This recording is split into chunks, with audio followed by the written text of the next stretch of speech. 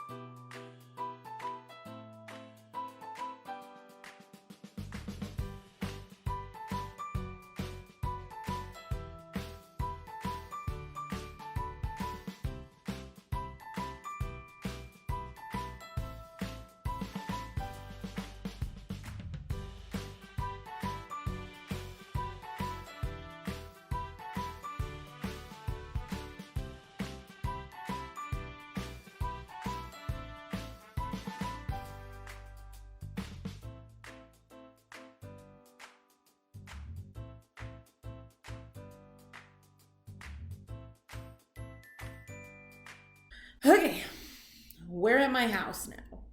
Scotland has just started really opening back up after our lockdown, so this is where I've been spending most of my time. My story of how I ended up working on a global scope team is a little bit different to most people, I think, because I decided I was going to do it during my first semester at university. I went to Georgia Tech, like Phil, and was part of a place similar to Eloasis during my time as a student. It's called CCF. I have to say though, I was not intending to join a group like that. I would have said that I was a Christian before going to Georgia Tech, but I was definitely not looking for a Christian group to be a part of. I had not had great experiences with church youth groups as a teenager, and so I was really not interested in finding one at university. But lucky for me, CCF kind of found me. I met a couple of students who were a part of that community who invited me along for a free meal. I mean, you know, a lot of you showed up for the first time for the free food, right? And I just never left. And I say it was lucky for me because being a part of CCF changed my life. I said I was a Christian before going there, but within the first couple of months, CCF had changed and expanded what it meant to me to follow Jesus and to love people. A quick example of that. So I remember the day I got my first grade back. It was in calculus, and I got a C. Now, I don't know what the equivalent of that is in Chile, but basically, I scored just above failing, and I lost it. I had never scored that low on anything in high school, and I freaked out. I remember walking to my next class across campus, talking on the phone with an older student from CCF who had kind of taken me under her wing and basically crying that I was going to fail out of school and I couldn't do this and blah. And then I went to class. So when I came out of that class, this person that I had been talking to on the phone was standing there waiting for me.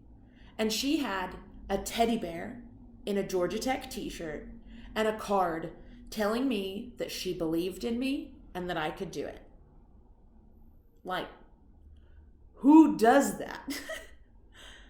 Actually, the person who did that ended up coming to Owens and working on the team for a couple of years. But really, who does that? I remember being so shocked by her kindness and the way she went out of her way in genuine love for me, somebody she barely knew. She did it because she believed that's how Jesus loved people. And that was one of the things that really shook up my personal faith in a really good way.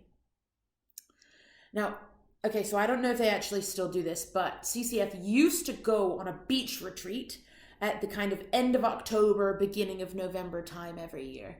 And it used to be that the speakers were from Global Scope. My first year, there were two women who were from the El Pozo team in Mexico speaking, and they talked about something. I actually don't know what they talked about. I don't remember. But what I do remember is the moment that I realized that this, working for Global Scope, was a job that I could do, and I could do it in another country. I decided right there, sitting on the beach, that I was going to work for Global Scope when I graduated. In just a couple short months, my community had empowered me, it had loved me, and it had taught me in such a way that I couldn't imagine not going to do the same thing for students somewhere else in the world.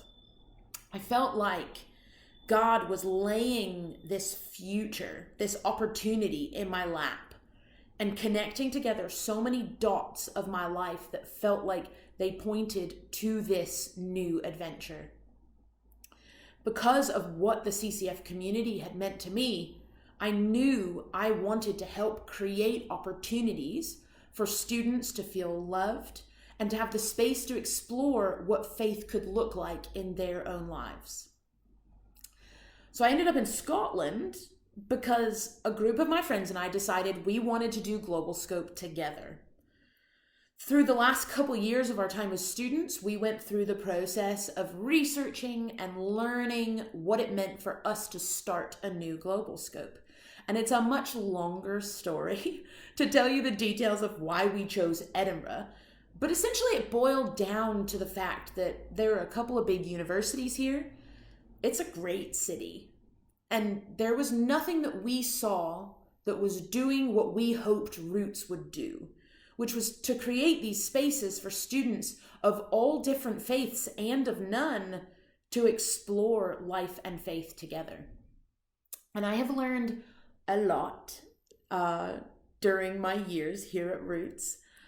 I've learned that just because Scottish people are speaking English, it does not necessarily mean I'm going to understand them if they have a really thick accent. I've learned that things like remembering someone's name or inviting them into a conversation can often mean more than big gestures. And I've learned more and more that God does not fit into the boxes that we try to create, but is bigger and greater than our definitions in the best way. And one of the biggest things that I've learned, kind of relating to myself, is a lot about humility and how to relax and be flexible. So I'm going to tell you a quick story. This happened really soon after we moved to Edinburgh. So we, the team, the Roots team, didn't know anybody. And we basically had no idea how to meet anybody or launch this new community. So one day, we decided we were going to go out to the meadows, this big green space, a park next to the university, and we were going to fly kites. And we were going to be so obviously having an amazing time that people walking by would stop and talk to us and want to be our friends. Clearly a flawless plan. So, our planned day arrived, and 4 of us got our kites and headed out to the meadows, ready to be swamped by people wanting to join us. Now, as it turned out, on this particular day, it was cold, and it was gray, and there was not a single gust of wind. Not one. And you gotta realize, this is Scotland. It is basically always windy in Scotland. But not that day. It was the actual definition of the worst day we could have tried to carry out our plan. But did we let that deter us? No, we did not. We trudged out into the empty field and spent the next hour and a half running like absolute fools, with kites dragging behind us on the ground.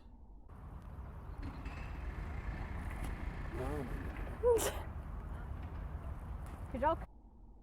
Not only did no one come over and talk to us, but we ended up with more funny looks by people bundled up in their warm clothes, hurrying along.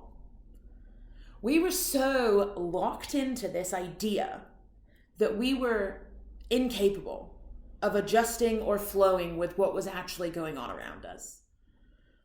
It was good because we went for it. We tried, and that's good. But it could have been a very different experience if we had leaned into the chance to be a little bit more flexible.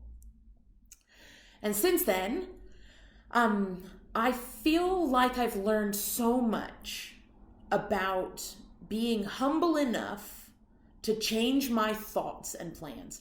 I used to think that to be true to who I was, I needed to stick to my plans, do what I thought was right, and wait for other people to realize that I was right as well.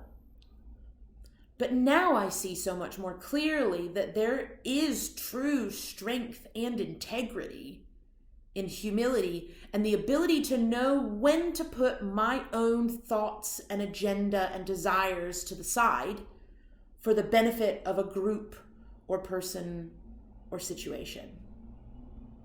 And that lesson actually ties in with a passage from the Bible that has been really valuable to me over the last few years.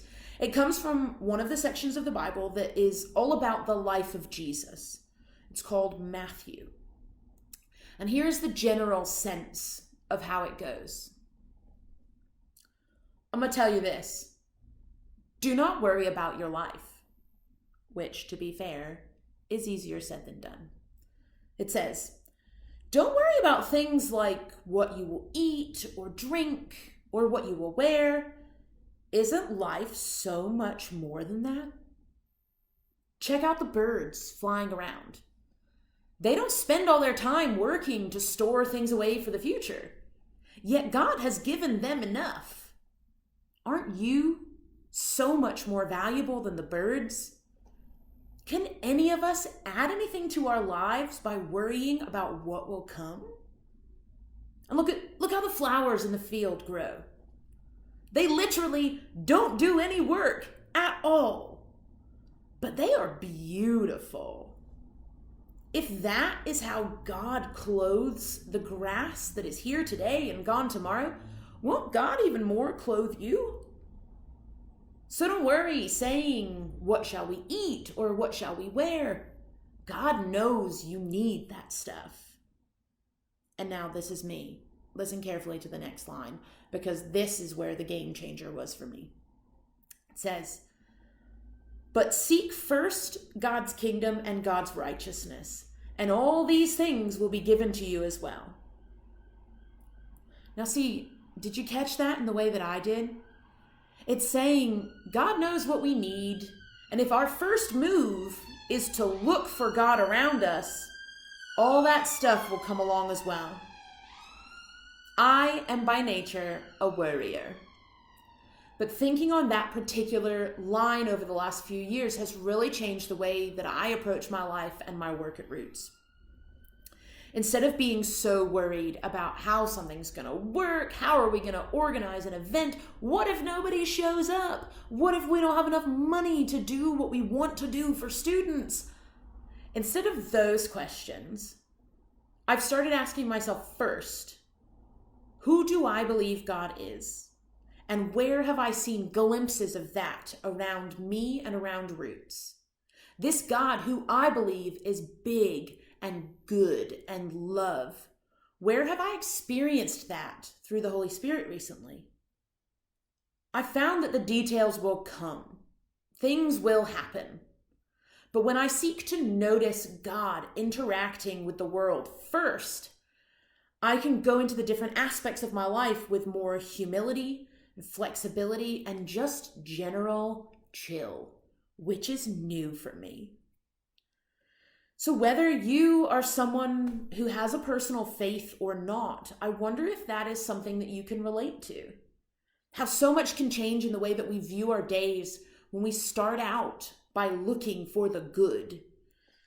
For me, that good is God, but it can show up in lots of different forms.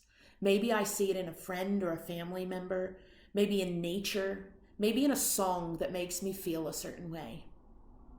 I wonder what that good might be for each of you.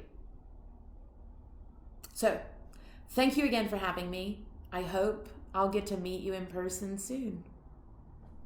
Bye.